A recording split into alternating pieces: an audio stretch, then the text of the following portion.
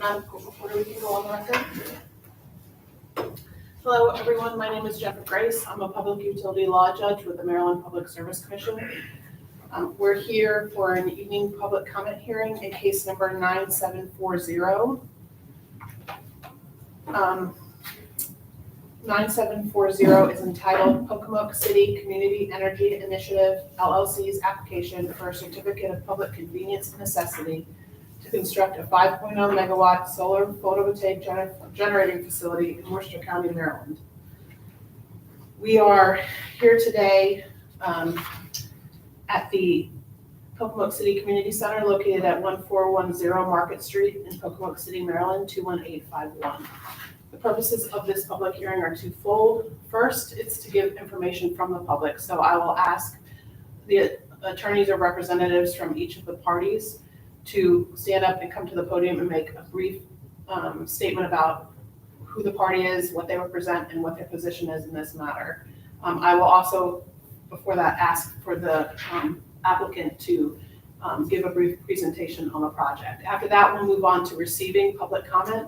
If anyone from the public wants to speak on the matter, we welcome you to do that. This is for me to listen to so I can consider your comments when I write the proposed order. It's also for the parties to listen to in case there's any relevant information that they've not yet considered. So we'll start with a presentation, or introduction and a presentation from the applicant. Thank you, Your Honor. Thank you to everyone attending this evening. Max Cook on behalf of the applicant. I'm also joined by folks from the applicant, from the developer company, Mr. Jack Rowland, Mr. Michael Redding, and Mr. Matthew Jeanette with GTA, the environmental consultant for the project. Mr. Rowland will now give a brief presentation of the project.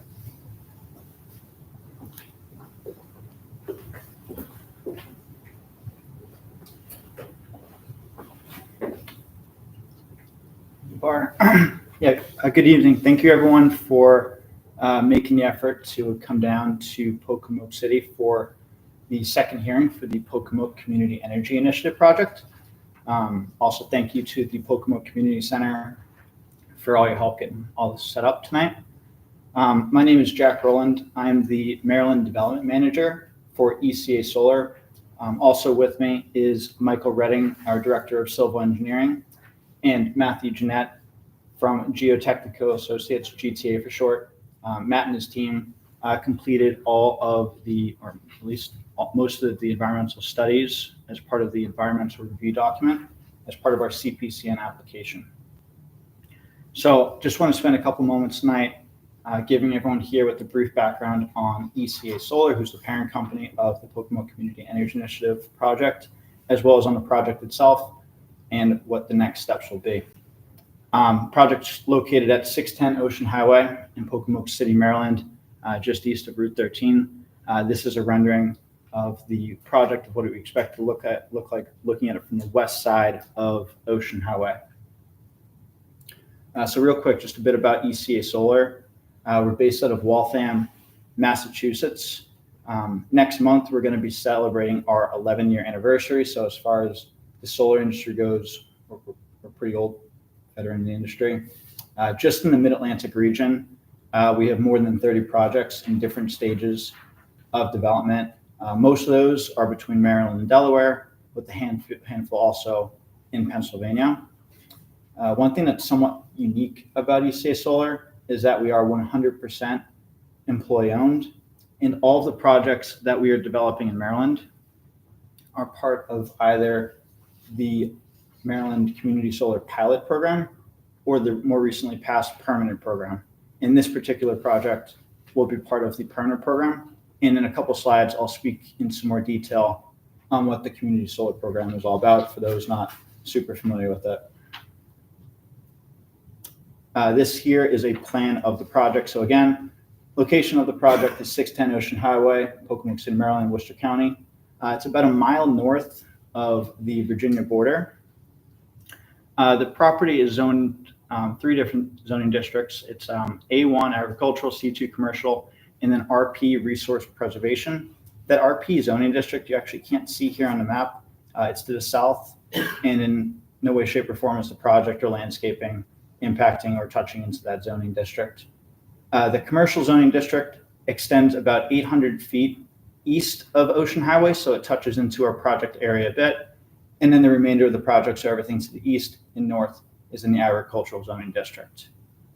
The total acreage for the property is 121.5 acres. We expect to disturb 47.5 acres of that. So that's including the panels themselves, landscaping, fencing, roads, and 6.5 acres of that is just temporary construction staging. So permanent disturbance will be like 41.5 acres. So what's the goal of this project? One of the goals here is to be a hidden, quiet neighbor. This project is going to be a 5 megawatt AC community solar project. It's going to be a tracker type array, meaning the panels themselves are going to follow the sun on an east to west rotation as the sun moves across the sky.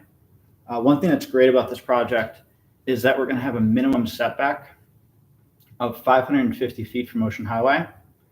Also, the site requires no tree clearing whatsoever, and we're actually going to be putting just under 15 acres of on-site forest, so this whole area in the green on the east, into forest preservation. And so just touching on community solar real quick, essentially it's a state program that allows everyone to support local solar power and save money on their electric bills without any of the costs and hassles, and maybe most importantly, restrictions that come with putting solar onto your own home. And under this new permanent program, 40% of this project's offtake needs to be DP&L residents in this case, who qualify as either low or moderate income, which is really an excellent initiative by the state, because previously that low income demographic was somewhat excluded from reaping a lot of the benefits that come with solar and the savings that come with it, because they either couldn't afford to put solar on their home, they didn't own their roof, or didn't own their building, the roof wasn't wet, wasn't ready, or whatever it might be. So really just opening the door to everyone with community solar. Contact info for us at the bottom there, and we'll all be available after this meeting for any questions that folks might have. So where does this project stand today? We have completed, with the help of GTA, a lot of environmental studies, and so we've deemed that there's no impacts to any streams, any non-tidal or tidal wetlands. We're not impacting any floodplains. We've completed glare, FAA, and noise studies, and there's no issues or negative impacts on that front. And this site is not encumbered by any environmentally sensitive or critical areas. There's no ag preservation areas outside of the forest preservation that we're putting in, and we're not impacting any historic areas or landmarks. Last year, we met with Worcester County Planning, and they filed a staff report that found that this project was consistent with their zoning code and their comprehensive plan. And then in March of 2024, we met with the Worcester County Commissioners, and they voted 6-1 in support of this project. Just one of the quotes from that meeting was, if it solar this project had to go anywhere, it's probably the perfect place. One other reason we picked this site is there's very few residential abutters nearby. I did reach out by letter to all the different businesses and farms nearby. I didn't hear anything back outside of Sharp Energy, who is the direct abutter to the west. They're owned by Chesapeake Utilities, and they're nice enough to file a letter of no objection. So next steps and just some more information on the project. If and when we receive our CPSC on approval, we will be going back in front of Worcester County for all of our final site plan approvals. This linked to the PSC case number, which is our project 9740. We'll have all of our application documents, all of our studies, our environmental review document, anything that's been filed by the PSC, PPRP, any other group. It's also where, folks, if you have anything that you want to comment or share, you can do that here as well, and we'll all be notified, which is great. And then ECA built a project-specific webpage, which you can find on our website or using this URL. Awesome. So last slide here before I hand things over to Mike Redding for a bit. These are just some renderings of what we expect the project to look like. I won't stay too long on this slide, but just one thing I wanted to point out is, all things considered, we got somewhat lucky with this project because we do have natural tree screening on the north, the east, and to some extent the south. And all along the western side, we're going to be planting a very extensive landscaping buffer using knot wire fencing, really just trying to keep the goal of being out of sight, out of mind, and just being an energy producing neighbor for everyone here. So yeah, thank you everyone for coming. Mike, do you want to hop in? Just a couple of notes on Okay. safety. You don't have any other slides than that, correct? No, I just have some images, but no. Okay, great. Yeah, so just to put some perspective, I know everybody's always interested in what's the safety mechanism to go into a project like this. We work very closely with the utility as well as in our designers, certainly meeting all the requirements for the National Fire Protection Act and then the National Electric Code. From a safety perspective on the electricity side, we'll have two switches. One will be a ground operated air brake that will allow the utility to remotely shut us off. And then we'll also have a manual switch on site that will allow field crews to come on and close that switch as well, so we can isolate our project from the grid entirely. Again, noting that with the design standards that we're using, we'll go through a series of many stress tests at the end, just before we issue or we request permission to operate. The utility will require us to show that all the fail-safes work and that the operation of the facility can work without disrupting or impacting the grid. So with that and all the items that Jack had mentioned, we feel that we put forth a very safe project and one that is respectful of the community by its setbacks as well as the mitigating efforts that we're doing on the landscape. I'll stop there. Thank you. All right, thank you for the presentation from the applicant. Before you step down, can you go Yes. back to the slides, please? Oh, 4 and 1. Thank you. You just leave it there. Okay. Next from staff.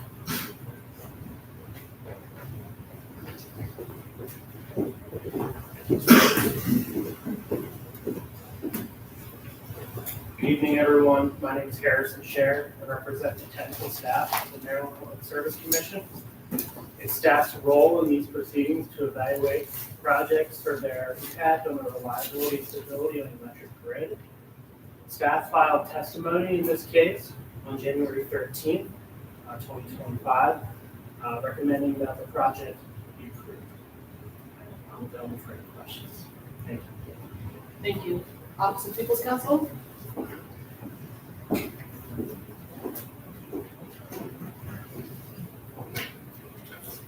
Good evening, everybody. My name is Isaac Lindenbaum. I'm here tonight on behalf of the Maryland Office of People's Counsel. The Office of People's Counsel is an independent state agency that represents the interests of Maryland's residential ratepayers receiving the Florida Public Service Commission. Our office has not filed any testimony in this case, but we have reviewed the application and testimony filed by parties. We're here tonight to hear any public comments, so we can consider them while we develop our position. Thank you. Chief Ruffy.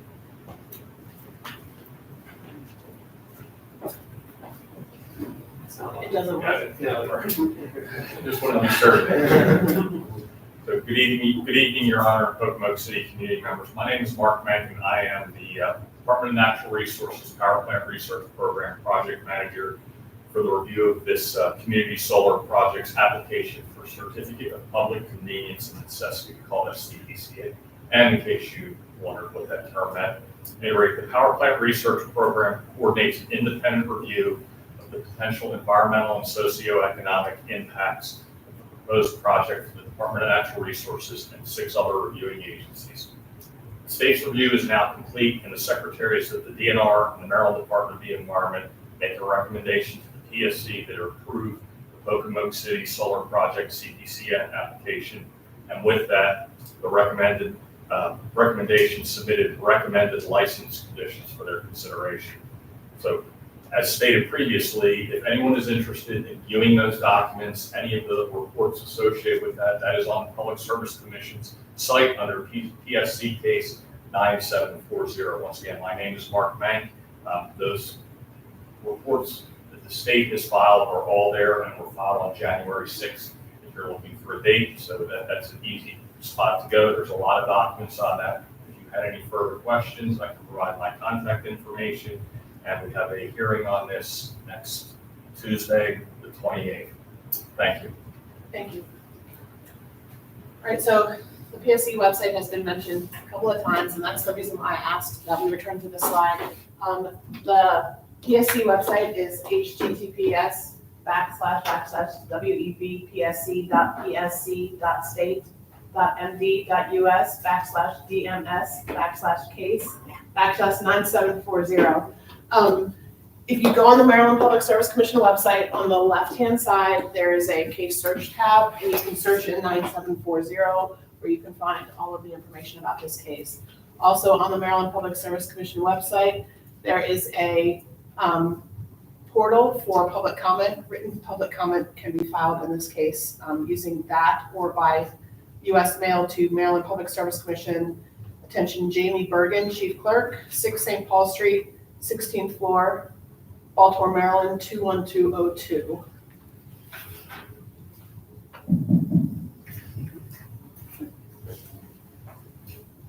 I think we have our microphone working, which is wonderful. Thank you so much. So the first part of the hearing is now completed, where information is being given by the parties to the public. And now we're ready for the second part of the hearing, where we receive information from the public. There's only one person on the sign-up sheet, and that is Michael Dean. Did you want to make a statement tonight?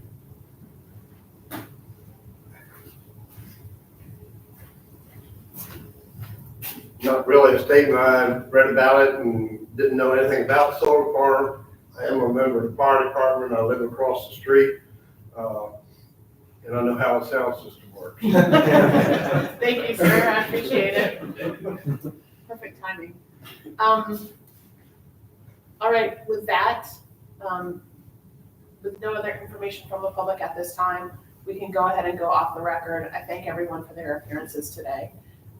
And this will be on the Maryland Public Service Commission's YouTube channel for any other member of the public who wants to see what took place tonight. Thank you very much. We can go off the record.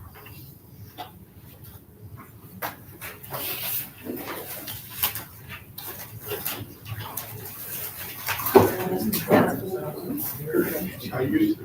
Okay.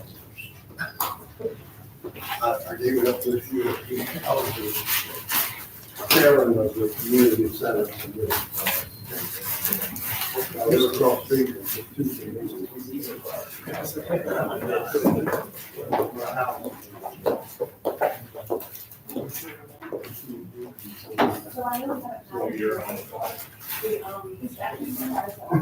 Sorry.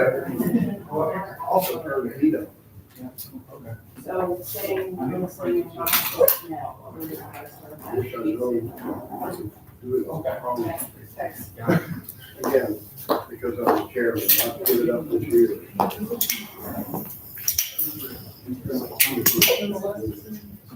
I was totally unaware of this.